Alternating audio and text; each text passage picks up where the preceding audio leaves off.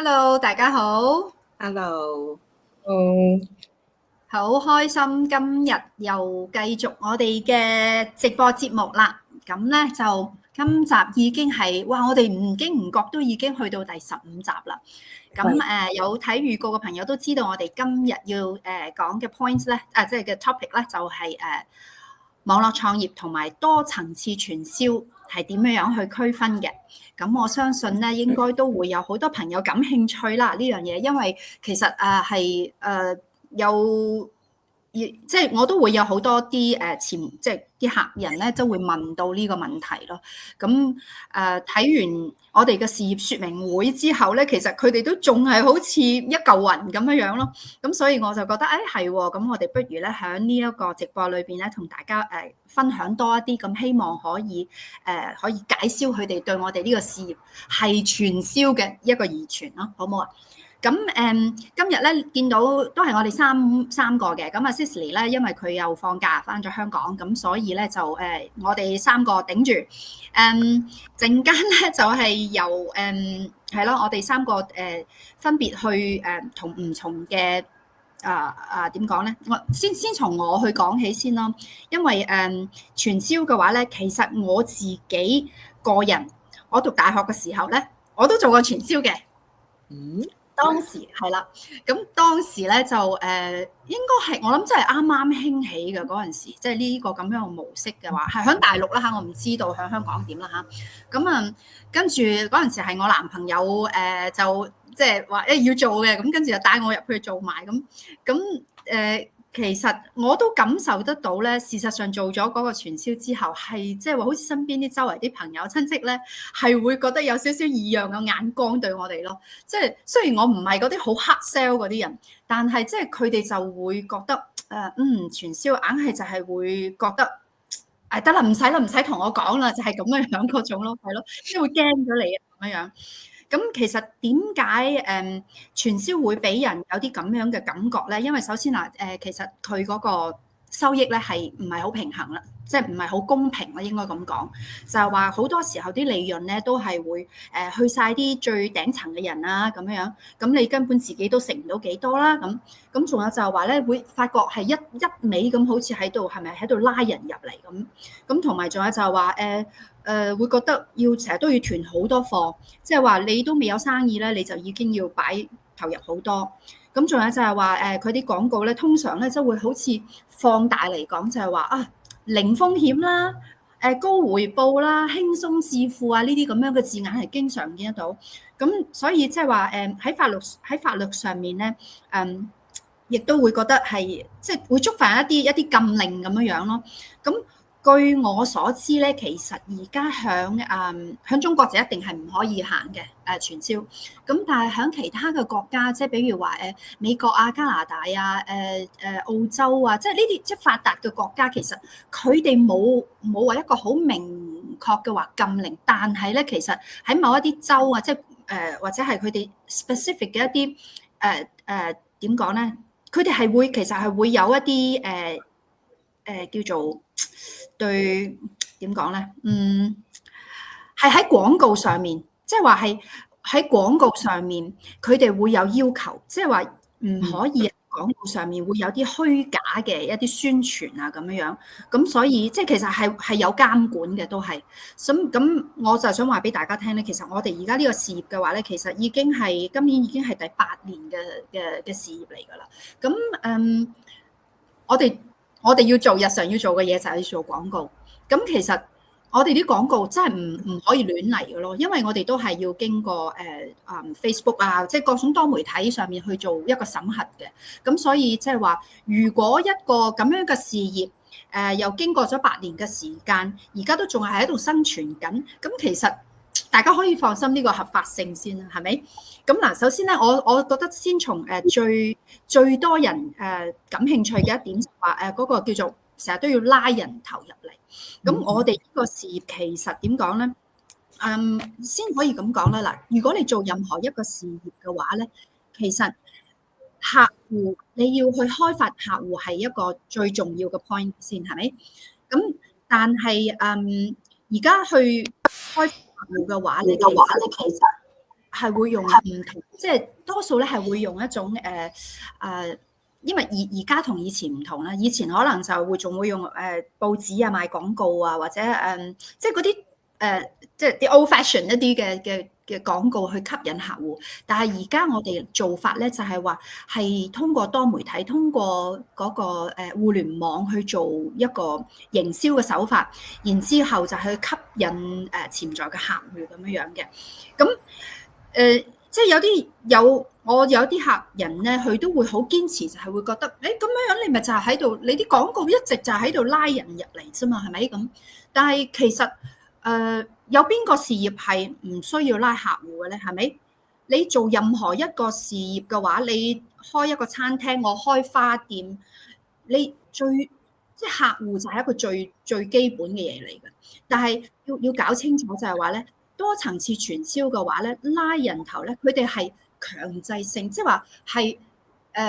喺人哋好唔願意嘅情況底下咧，係成日都會去嗌人哋買嘢啊，係嘛？即係話，你可唔可以買我幫我做呢樣嘢？係咁樣樣。但係我哋做嘅呢一個營銷嘅手法係利用嗰個吸引力行銷，即係話咧，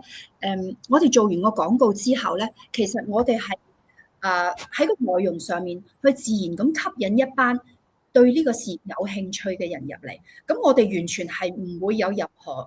夾硬嚟嘅嗰種做法咯，係嘛？即係好自願嘅性質嘅。咁只要係有一啲人話，覺得呢個事業，我都想創業喎，我都覺得呢個我可以做喎。咁係佢哋自動咧係會嚟揾到我哋去傾嘅，就唔係話我哋係要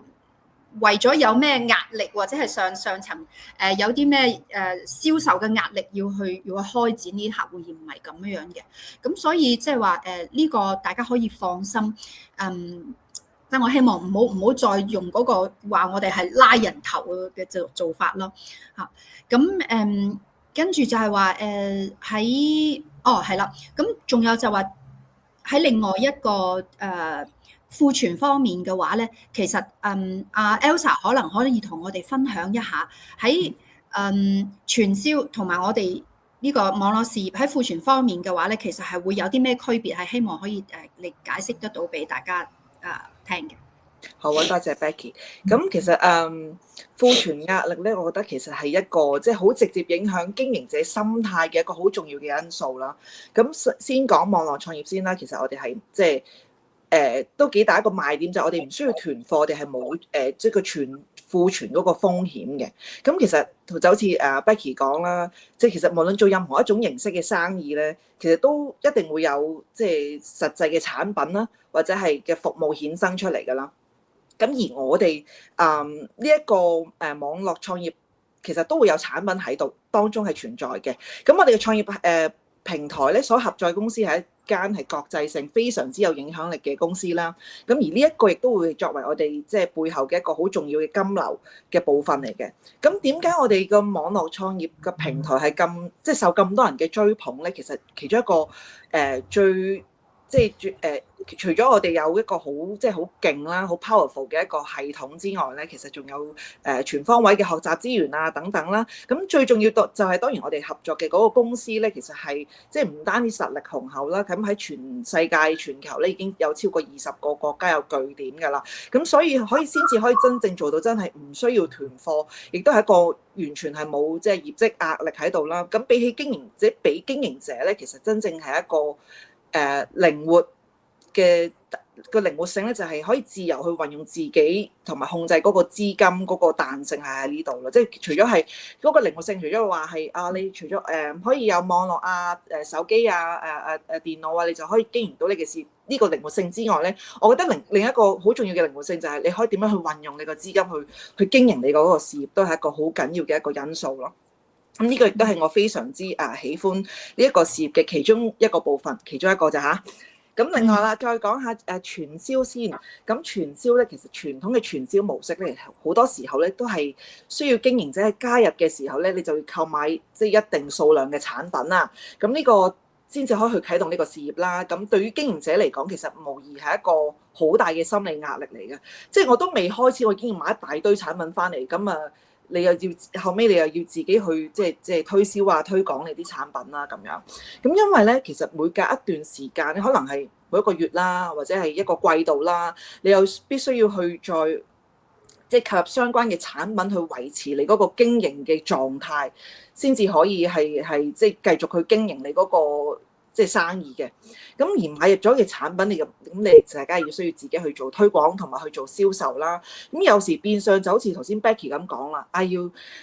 即係講嘅拉人嗰個情況啊，同埋去打攪啲親朋戚友啦，其實真係都幾煩嘅。其實我自己都真係幾唔中意做呢一個部分啦。咁好慶幸就係我哋呢個網絡創業系統其實係即係唔需要我哋去做呢一樣嘢咧，亦都係我哋好大嘅一個賣點啦。咁再加上咧，其實要自己去揾客源咧，咁去做銷售係一件非常之耗時，亦都係冇乜效率嘅一個工序嚟嘅。咁但係你唔賣又唔得喎，賣唔晒你又好頭痛，咁你有啲貨係自己啃咗佢啦，係咪先？咁同埋你即係如果當你自己做嗰個銷售嘅時候咧，其實嗰個地域限制係好有限嘅，即係可能你淨係可以做 local 嘅市場啦。譬如你話我朋友喺外國話想要我啲產品喎，咁你嗰個運費你又要自己去承擔，其實所以就係即係嗰個銷售嘅方面咧，其實唔係咁完善咯。咁而透過我哋嘅網絡創業平台咧，我哋除咗有呢個 AI 自動化系統啦，同埋由篩選客戶到完成銷售呢一個成個銷售個過程，其實係好電腦化，你完全係唔需要即係諗點樣去點樣去開發啲客戶啊，或者係我哋去點樣去要啲人去買我啲產品啊點樣，其實唔需要嘅。咁啊唔使再揾啲三姑六婆幫襯嘅麻煩啦。咁而我哋嘅客戶咧，亦都係觸及全球嘅，所以個商機係無限啦。呢個咧就係我今日少少嘅分享啦。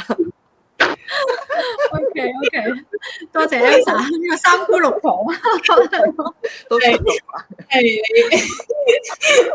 係啊。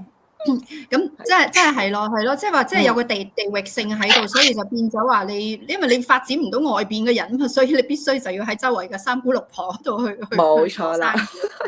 但係我哋嘅網絡事業嘅話咧，其實係因為你做嘅廣告係面向全球，所以係全球每一個角落嘅話都會有我哋嘅客戶，即係可以即係都會有人去感興趣，係嘛？咁所以咧，大家亦都會見到我哋啲廣告，其實佢會見到係來自好似而家我哋咁樣樣，我哋都係嚟自唔同嘅地方、唔同嘅城市，就係咁啦，係嘛？咁 OK，咁另外一樣嘢就係話喺個費用方面啦，咁或者 Holly 可以同我哋分享一下呢個傳銷同埋我哋呢個網絡事業嘅話，喺費用方面會有一啲咩唔同嘅係咯，有啲咩區別咧？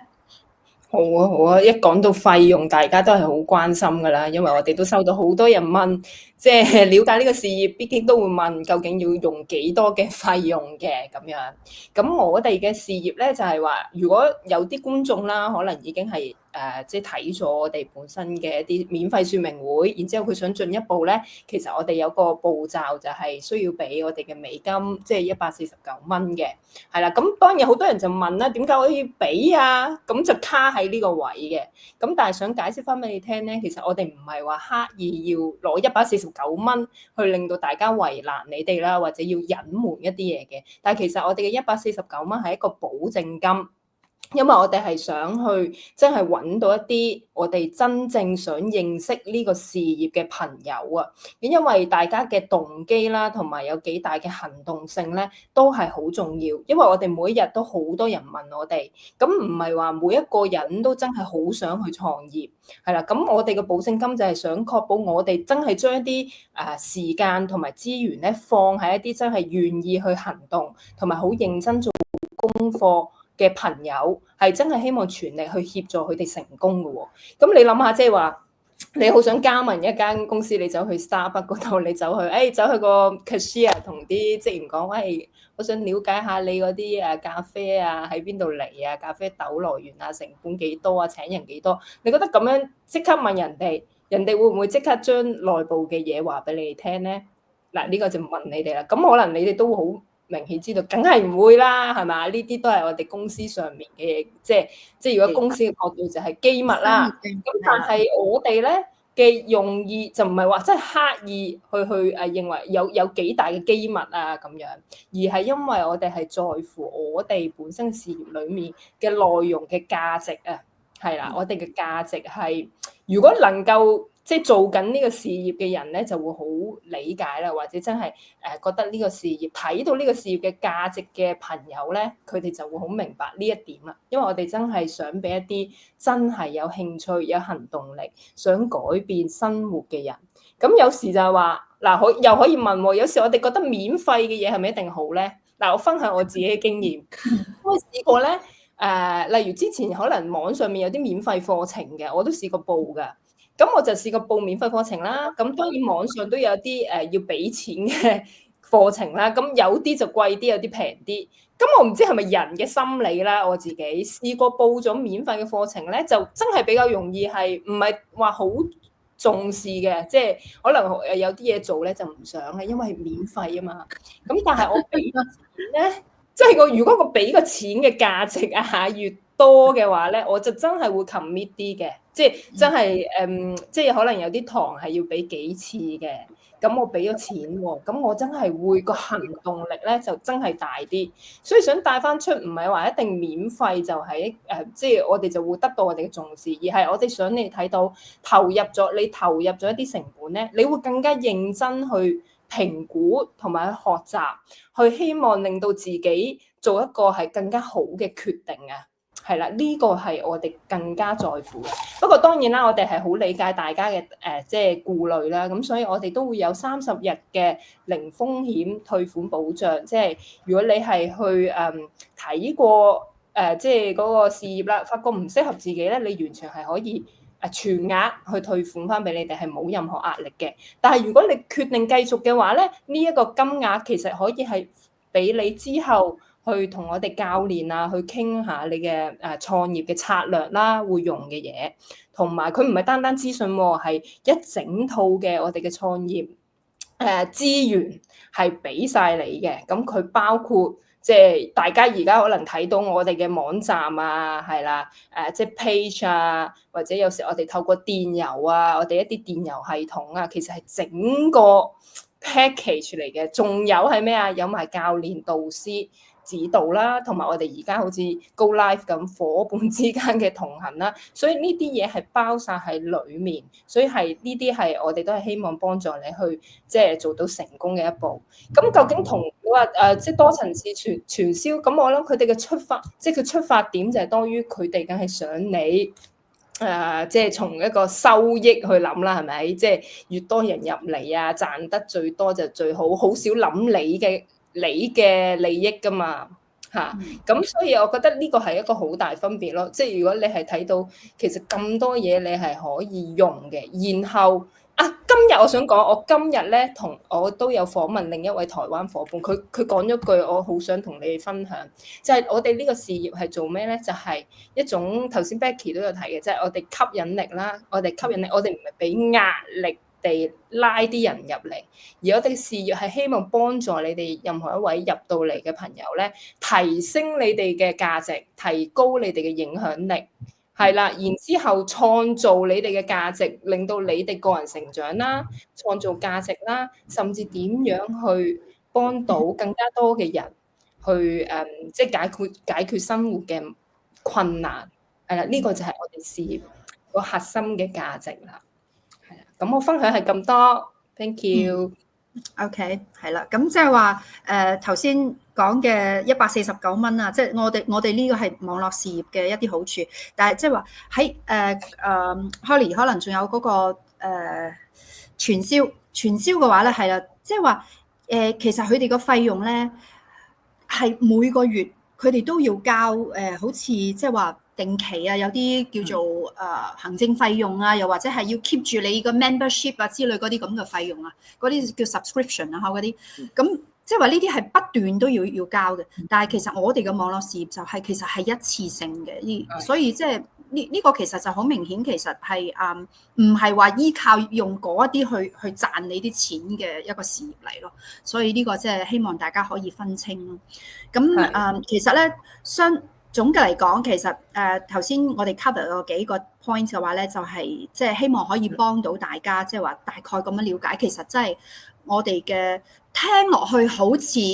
係好似因為一聽收佣金啊嘛，即係啲感覺就好似覺得，哎呀就好似傳銷咁樣樣啦，係嘛？一層一層咁樣樣。但係嘅我哋亦都要話俾大家聽咧，其實我哋個佣金制度咧，其實係喺全球裏邊咧，亦都攞咗專利嘅。咁其實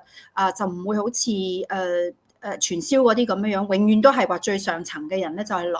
攞到最好嘅錢啦嚇。咁啊到你自己可能都食唔到幾多嘅。但係其實反而我哋咧係我哋做到生意嘅話咧，其實首先係我哋自己攞到佣金先嘅，呢樣嘢係一定保證嘅，所以就即係一定係同呢個傳銷係好唔一樣嘅。咁但係咧，如果大家咧即係仲係會覺得有疑傳嘅話咧，有疑問嘅話咧，其實亦都真係歡迎大家咧留低你哋嘅郵箱地址，咁咧係再去認真睇我哋嘅事業說明會。其實咧，你當你認真去睇嘅話咧，其實你係會發覺，雖然佢哋兩者可能會有一啲好似相似嘅嘢，但係其實係會有一啲本質上面嘅唔同嘅區別嘅。咁 OK，咁嗱，今日咧我哋嘅時間咧亦都差唔多啦。咁我希望我哋繼續下個禮拜咧會繼續同大家去分享一啲大家感興趣嘅話題，去幫助大家去了解我哋呢一個事業嘅。咁今日多謝Elsa 同埋Holly，我哋下個禮拜再見，拜拜，拜拜。